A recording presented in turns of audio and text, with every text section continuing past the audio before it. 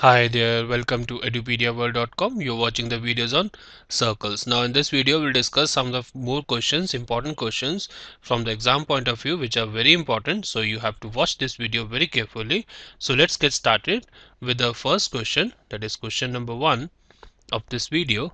Now the question says that if the diagonals of a cyclic quadrilateral are diameters of the circle then through the vertices of a quadrilateral, then we need to prove that it is a rectangle. Now let's say first we draw the diagram or the corresponding figure for this question. Let's say if we have a quadrilateral like this, let's say this is a quadrilateral A, B, C and D. So let's say if this is a diagonal. Now since the diagonals are acting as a diameter, so we need to draw a circle around this diagonal like this. So let's say we have a circle like this.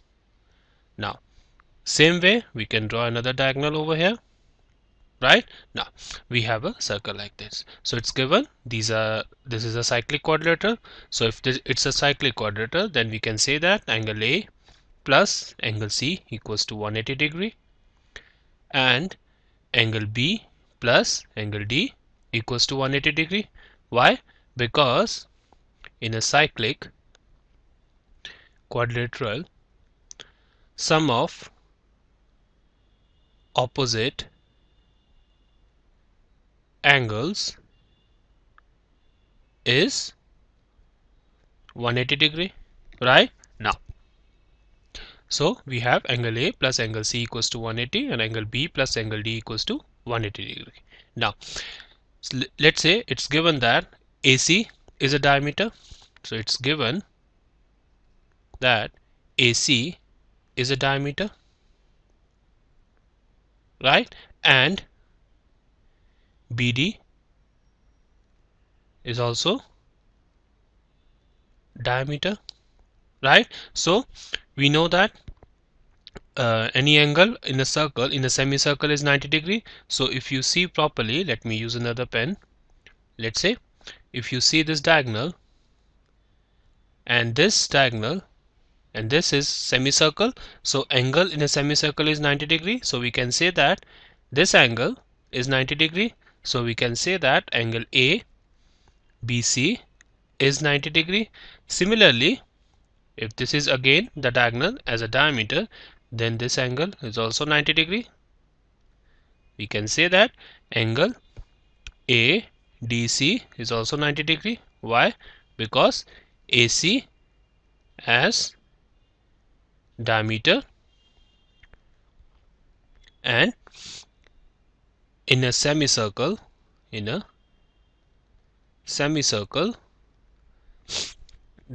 is 90 degree. So we have this angle as also 90 degree, right? Now similarly, if we take BD as diameter, right? So same way we can say that if we take BD as a diameter, we can say that this angle is 90 degree. Let's say we can say that angle DAB is 90 degree and angle BCD is also 90 degree. Same reason, angle in a semicircle, so we have each angle 90 degree. So as we all know that if in a quadrilateral ABCD all angles are 90 degree, then it's a rectangle, right? So we can say that ABCD is a rectangle. So this is how we can use the concepts of circles and previously known properties of quadrilateral or rectangle to prove any figure, right? Now let's move on to the next question, question number 2. Now question number 2 says that if non-parallel sides of a trapezium are equal, then we need to prove that it is a cyclic. So let's say how we can do this question. So it's a very important question, so you have to watch this part of a video very carefully. So first of all, we need to draw a trapezium. So let's say we have a trapezium like this. Let's say this is a trapezium. Now say this is A, B, C and D. Now it's given that non-parallel sides are equal, means AD equals to BC. So we can write over here, given AD equals to BC, and these two sides are parallel, we can say that AB is parallel to DC, right? Now we need to do construction. Let's say a draw line parallel to AD. Let's say this point is E, so we need to write construction over here. So construction is draw a parallel line BE to AD such that ABED is a parallelogram. Right? Now we have ABED is a parallelogram. So in a parallelogram, opposite sides are equal. So we can say this side equals to AD, right? And this side is equals to this side. So we can say that AD equals to BE. So let it say this is second, and let's say this is first. So from 1 and 2, we can say that BE equals to BC, right? So means these two sides are equal. Now if you consider triangle BEC, in triangle BEC it's proved that BE equals to BC, right? So we can say that then angle BEC equals to angle BCE. Why? Opposite angles to equal sides are equal, right? So means this angle is equals to this angle, right? Now so since ABED is a parallelogram, so we can say that opposite angles are equal in parallelogram. So this angle is equals to this angle, right? So let's say how we can prove it further now. So we all know that angle BEC plus angle BED will be equals to 180 degree, linear pair, we can say. They are on the same line and they form a linear pair. Now angle BED, let's say angle BEC equals to angle BCE. It's given, it's proved. So we can write, instead of BEC, we can write angle BCE in the above. So we can say that angle BCE plus angle BED equals to 180 degree, right? Now we can say that angle BAD is equals to angle BED. Why? Because opposite angles in a parallelogram are equal, right? So these two angles are equal. Now we can substitute this part into this equation. So let's say it becomes now angle BCE plus angle BED equals to 180 degree. Now instead of BED we can write BAD. So we can say that angle BCE plus angle BAD is equals to 180 degree. Means this angle plus this angle is 180 degree. Now opposite angles, sum of opposite angles in a quadrilateral is 180 degree. So then it's become a cyclic quadrilateral. So we can say that ABCD is a cyclic quadrilateral. So why it's a cyclic quadrilateral? Because opposite angles, let's say this angle and this angle, sum is 180 degree.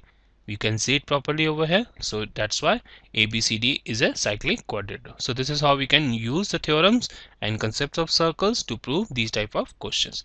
So let's move on to the next question, question number 3. Now The question says that, and it's very interesting question. I have seen this question coming in the examination very often, so you have to watch again this part very carefully. Now the question says that two circles intersect at point B and C. So these are the 2 points. Through B, the two line segments ABD and PBQ, means these are the line segments, are drawn to intersect the circles at A, D and P.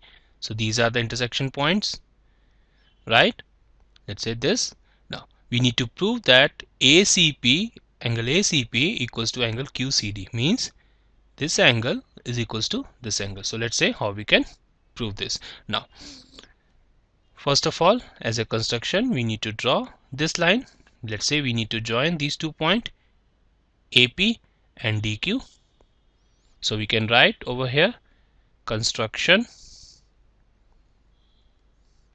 let's say join A and P and D and Q such that AP and DQ are the chords of the circle respectively. Right now, so if you can see properly, AP is a chord. Now if you see properly, AP subtends this angle APC at the circle, right? And same angle subtend at B. If you can see properly, this angle and this angle, right? So we can say that angle ABP is equals to angle ACP. Why? Because AP as a chord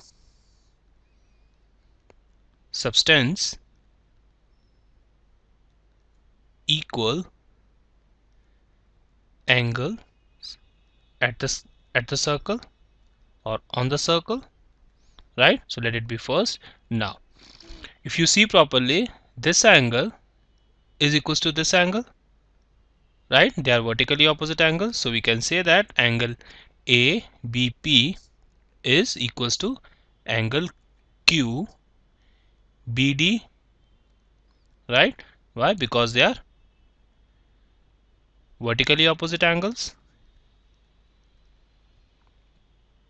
right? If you can see properly, ABD and PBQ are the line, they are intersecting at B, so these are vertically opposite angles. So let it be 2 now. Now if you consider, let's say chord DQ, they again subtend an equal angle on the circle. Let's say we can say that angle QBD is equals to angle DCQ. Why? Again, if you can see properly, DQ as a chord subtends equal angles on the circle, right? So you can see properly this angle and this angle, right? So let it be 3 now. Now QBD is equals to DCQ, right? So this means from 3 and 2, from 3 and 2 we can say that angle ABP is equals to angle QBD, means these two angles are equal. Let's say this angle and this angle are equal, it's given, and we can say that angle, let's say angle ABP is equals to angle DCQ, right? Now this angle and this angle are equal, so since it's given angle ABP is equals to angle ACP, so we can say from 1 and let's say this is 4,